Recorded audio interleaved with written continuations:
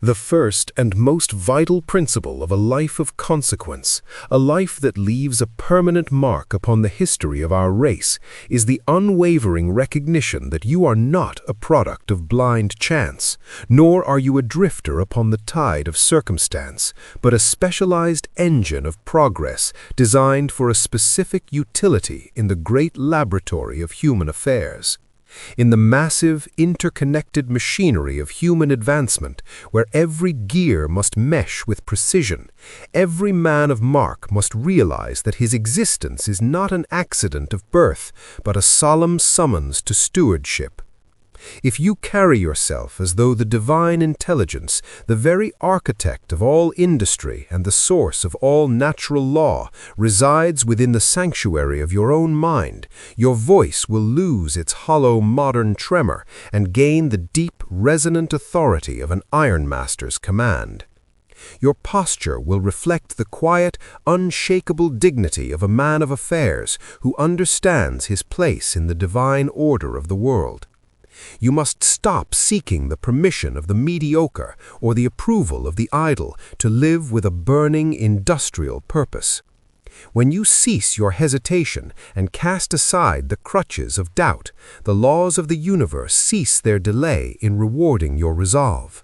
This is not a mere lecture for the entertainment of the masses, it is a summons to your higher nature.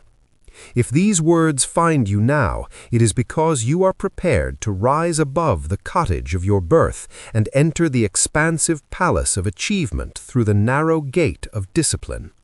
You have lingered in the valley of indecision long enough, entertaining the whispers of the small-minded. That restlessness you feel, that internal friction of the soul, is not a symptom of confusion, it is the call of duty. It is an echoing order from the depths of your character, commanding you to stop living as though you were a forgotten soul in a crowded marketplace. You were not created to shrink into insignificance or to be a mere passenger in the theater of life. You were sent as a builder. Consider the humble beginnings of the greatest leaders of our age.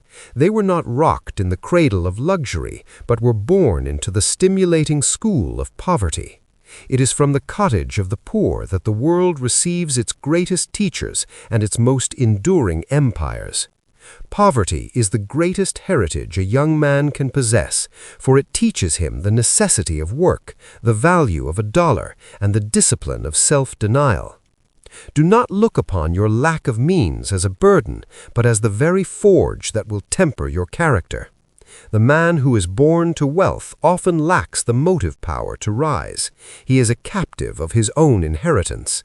But the man who starts at the bottom, who is introduced to the broom and the subordinate task, carries within him the genius of the future partner.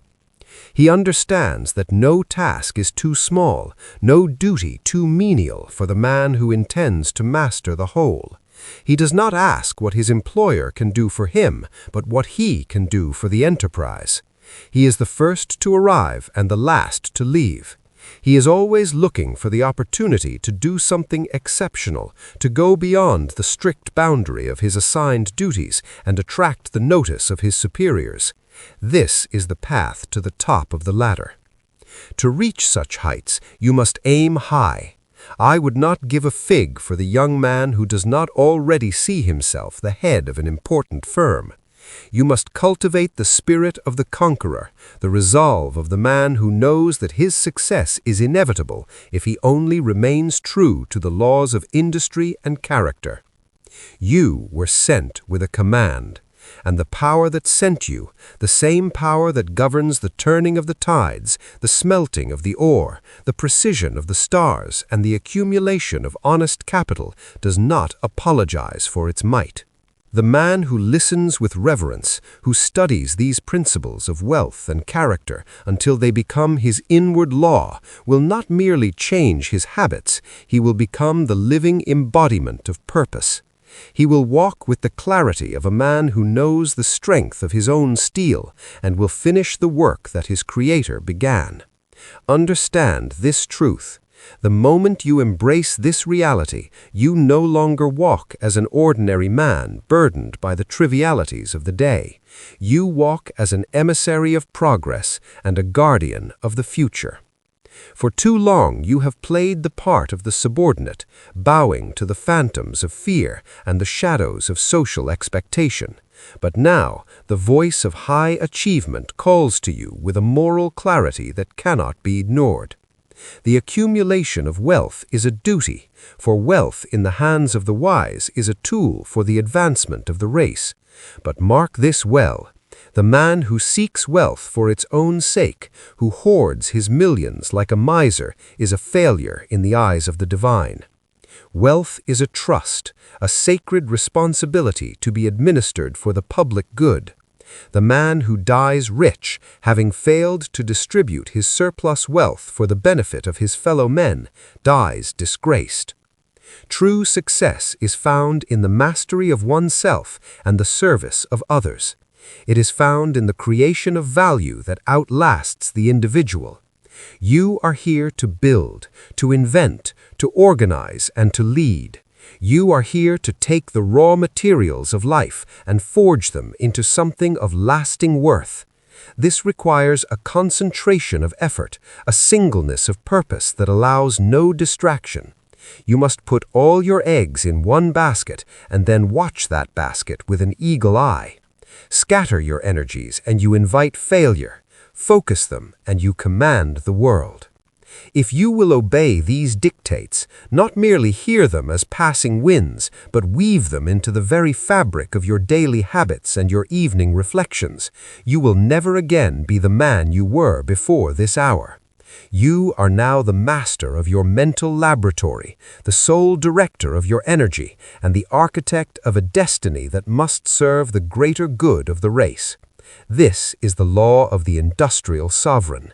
It is the path of the man who understands that his life is not his own, but a part of a greater whole. He lives with a sense of urgency, for he knows that his time is limited and his mission is great.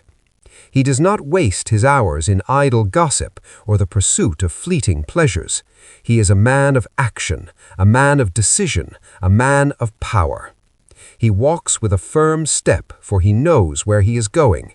He speaks with a clear voice, for he knows what he is saying. He acts with a steady hand, for he knows what he is doing.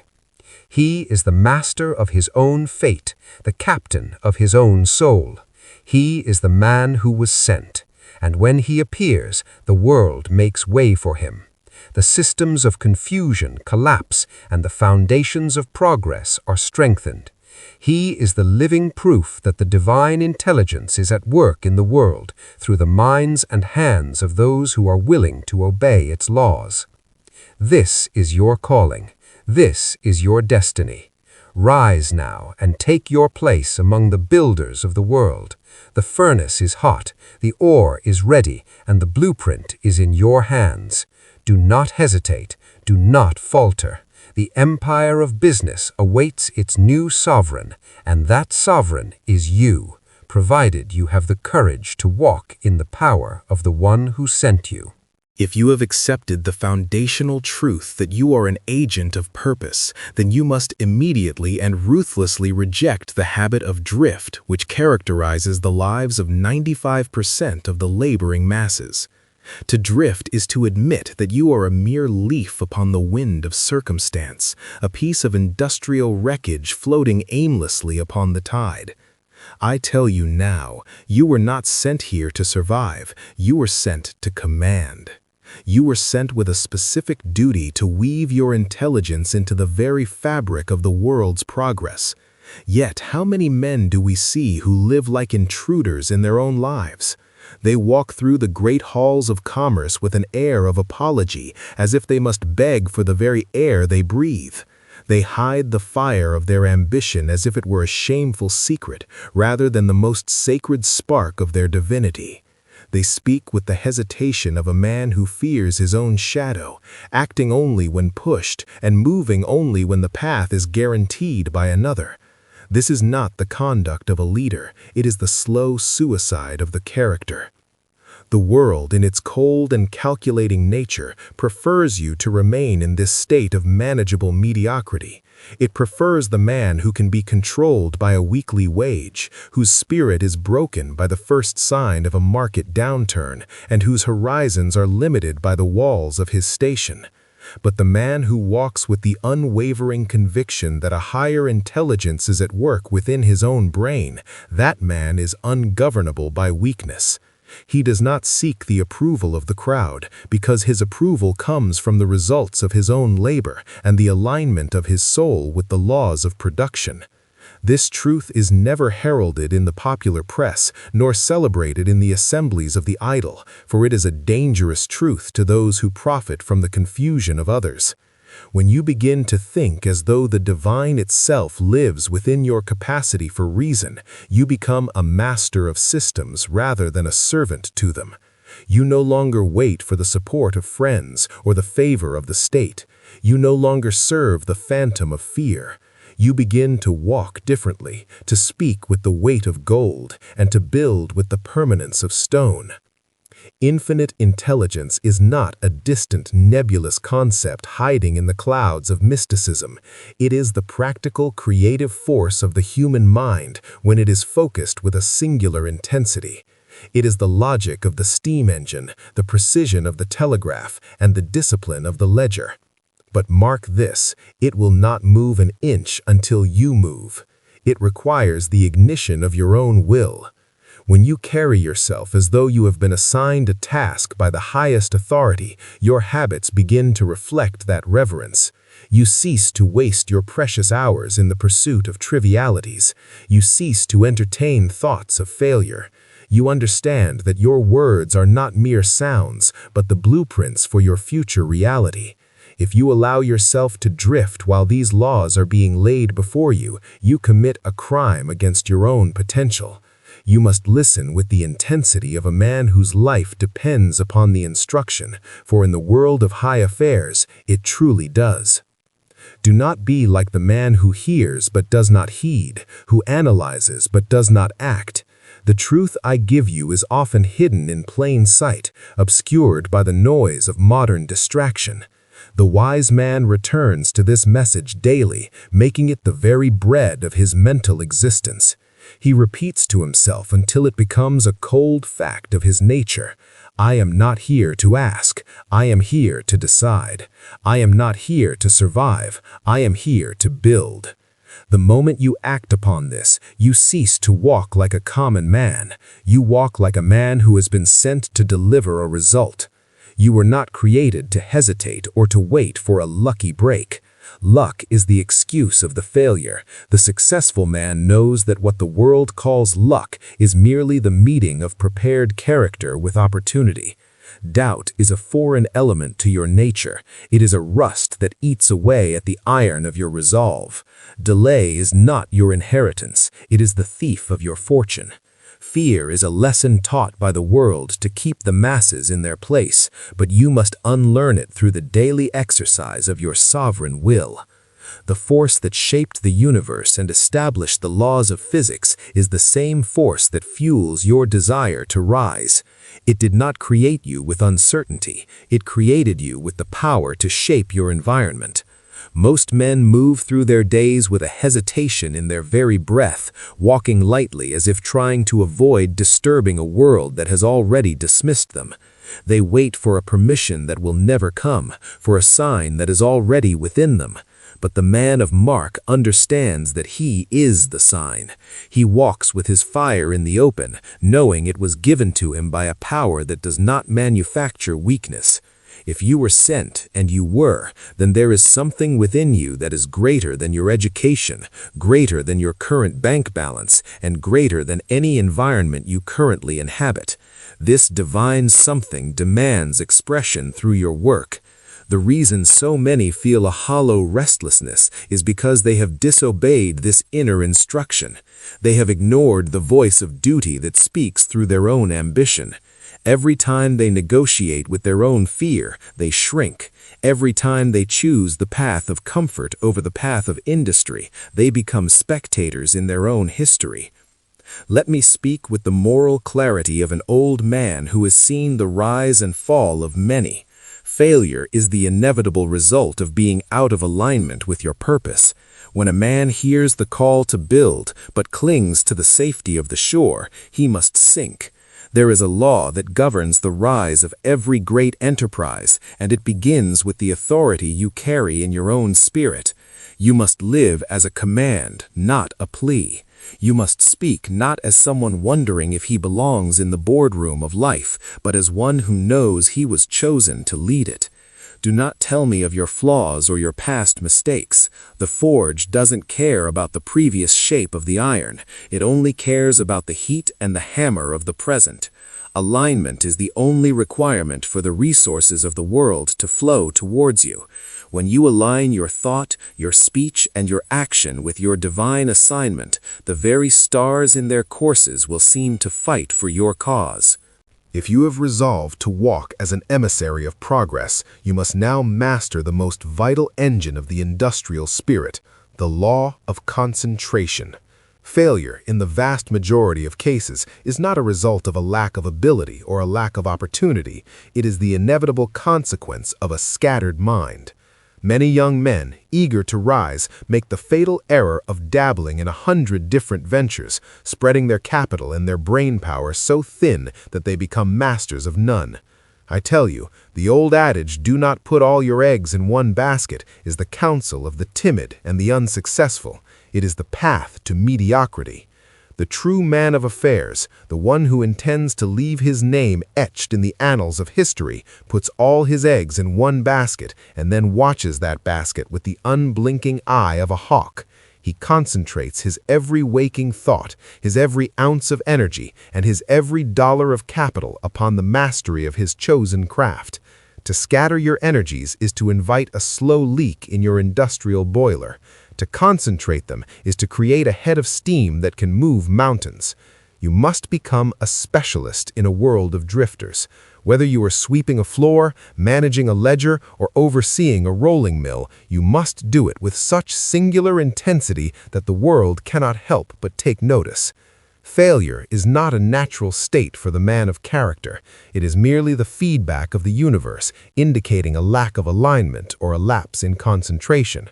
When a man hears the call to rise but allows himself to be distracted by the baubles of pleasure or the sirens of easy speculation, he is disobeying his inner instruction.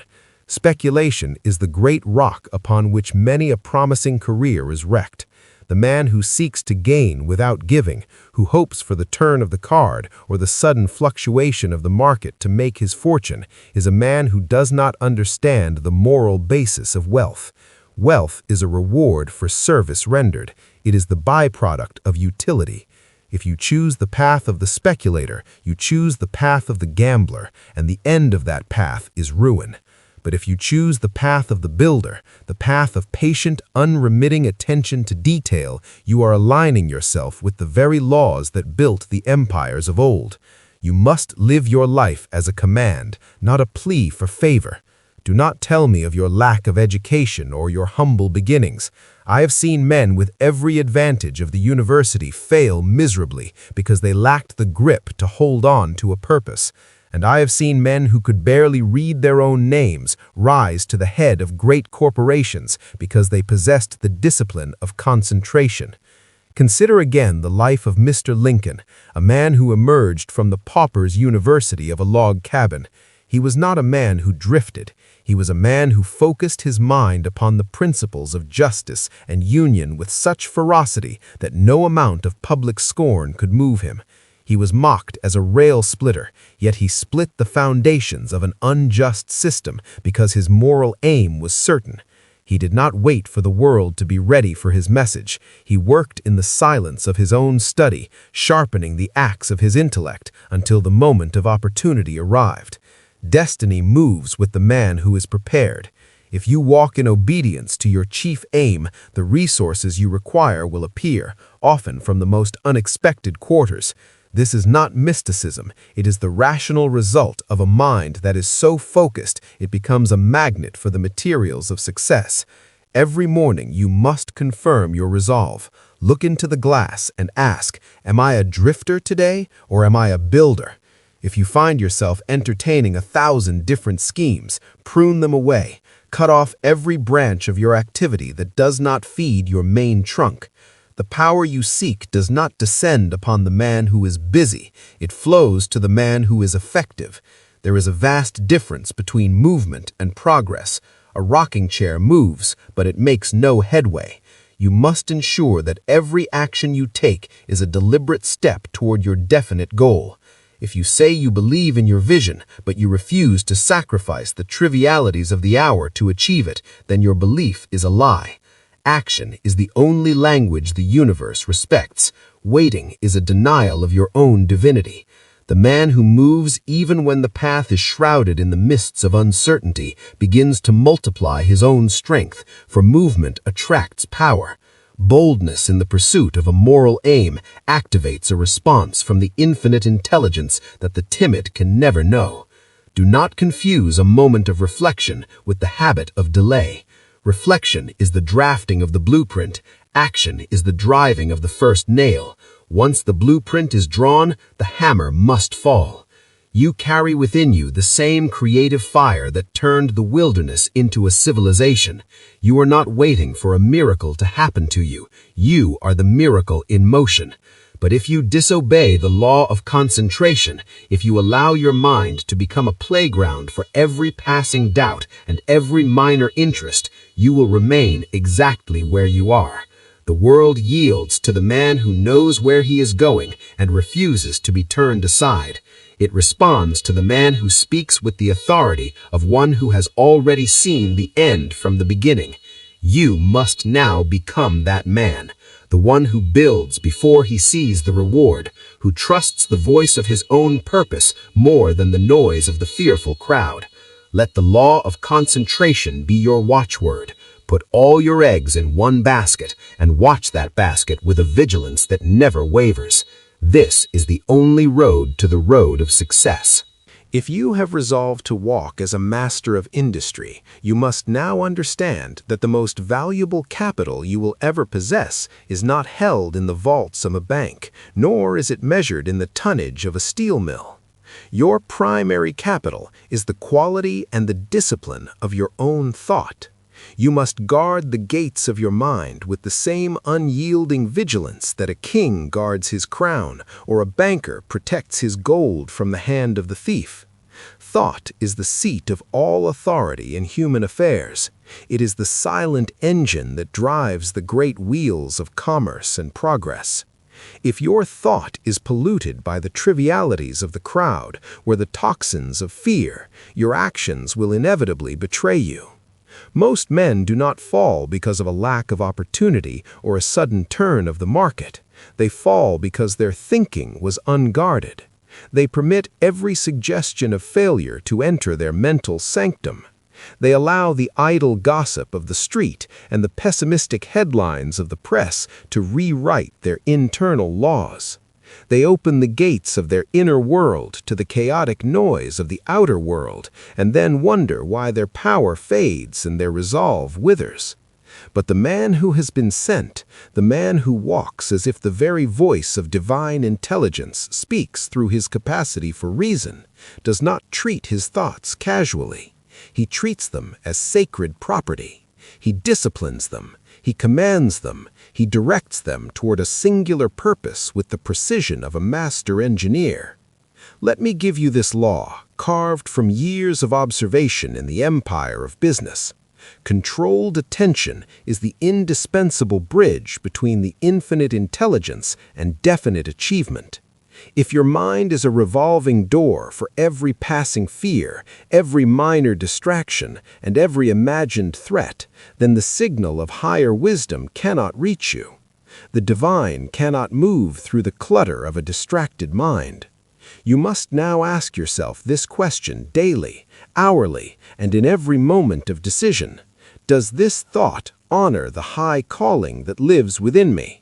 If the answer is yes, then you must harbor that thought, speak it aloud, and obey its instruction with every fiber of your being. If the answer is no, It must be rejected, removed, and replaced with the cold finality of a business liquidation. There is no negotiation with limitation. You are not here to argue for your weaknesses. You are here to build from your strengths. This is the practice of the man who understands that he is a steward of a divine mission. Consider the history of the great financial panics that have periodically shaken our nation to its core. While the masses collapsed under the weight of panic, while they ran to and fro with no direction, the men of true mark remained still. Look at the life of Mr. Rockefeller. During the darkest hours of economic upheaval, he remained calm, focused, and controlled. He did not absorb the frantic energy of the marketplace. He did not allow the screams of the fearful to rewrite his aim. While the world wavered, he listened only to his purpose. Because his attention was disciplined, his results were inevitable. He did not possess more luck than his competitors. He possessed more focus. He understood that the man who can control his own mind can eventually control the markets of the world. You must now become that man, a man whose thoughts are trained like a thoroughbred, not left to wander like a stray dog. Your mind must be directed toward your chief aim with a tenacity that defies contradiction. Every morning you must perform an inner audit. Begin your day by reviewing your dominant thoughts of the previous evening. If you find traces of doubt, rust, or decay, you must scrub them away with the abrasive force of a new positive command. Declare to yourself, "I think in alignment with my destiny. I speak only with purpose.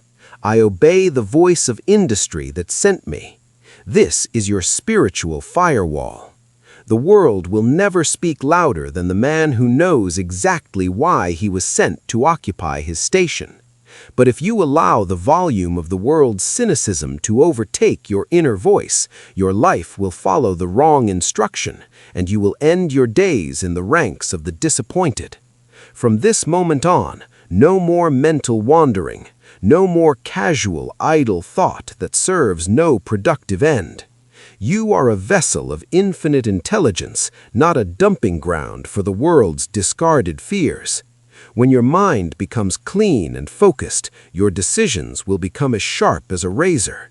When your attention is fixed upon a singular point, your voice gains a weight that others can feel. When your mind is disciplined, the higher laws of success can trust you with more capital, more responsibility, and more power. You are not here to think as the common man thinks, reacting to every gust of wind. You are here to channel the power of creation through the purity of disciplined thought. This is the hallmark of the industrial sovereign, and your reign begins the moment you master the kingdom within your own breast. If you have mastered the sanctuary of your thought, you must now turn your attention to the outward manifestation of that inner discipline, the power of the spoken word. The man who has been sent by divine intelligence to build an empire cannot speak with the tongue of a commoner. He cannot use the language of hesitation, nor can he dilute his commands with the watery vocabulary of fear. You must understand, with the cold precision of a bookkeeper, that every time you speak, you are issuing a formal instruction to your subconscious mind, that vast, silent warehouse of energy that sits beneath the surface of your conscious will.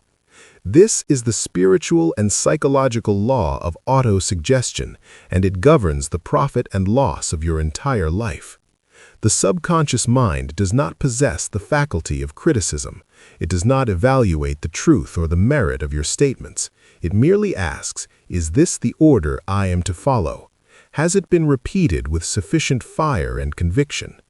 If you speak of doubt, you are signing a warrant for your own weakness. If you speak with the authority of command, you are activating the machinery of power. Most men fail in the business of life not for lack of natural talent, but because their words do not match their high aim. They say, I hope to succeed, and the subconscious records a state of uncertainty. They say, I shall try, and the subconscious receives a permit to retreat at the first sign of difficulty. But the man who walks as if heaven itself sent him to the task speaks with the tone of finality. He does not wish for a result, he instructs the universe to produce it. He does not explain his motives to the hesitant, he affirms his identity through his speech.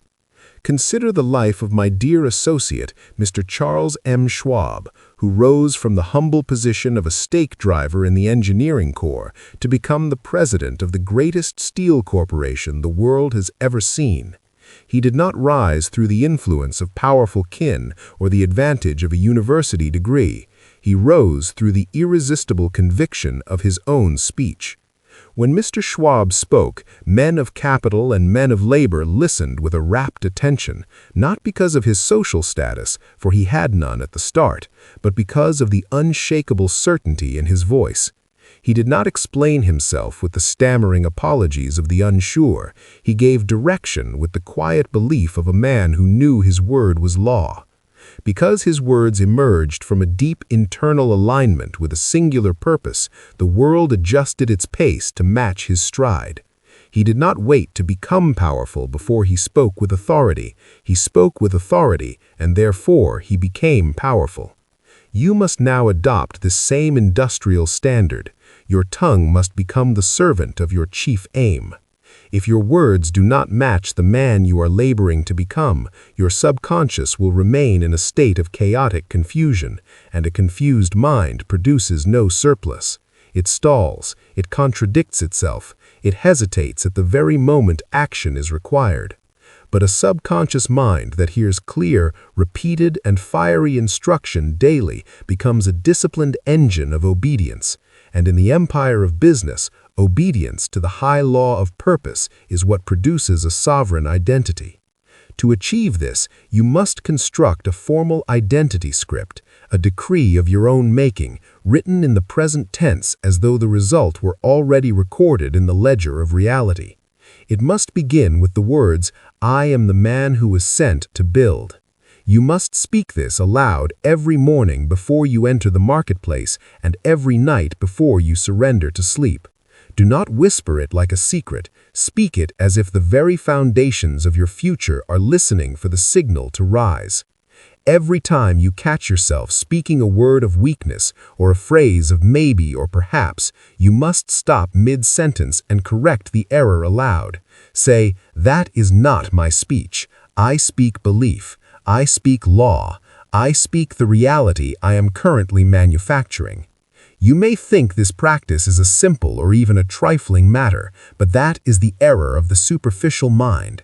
Simplicity is the doorway to all great industrial transformation. It is the small, persistent spark that eventually heats the entire furnace. One sentence spoken with the full heat of belief becomes the law that your circumstances must eventually follow. You are not here to repeat the idle chatter of the distracted masses.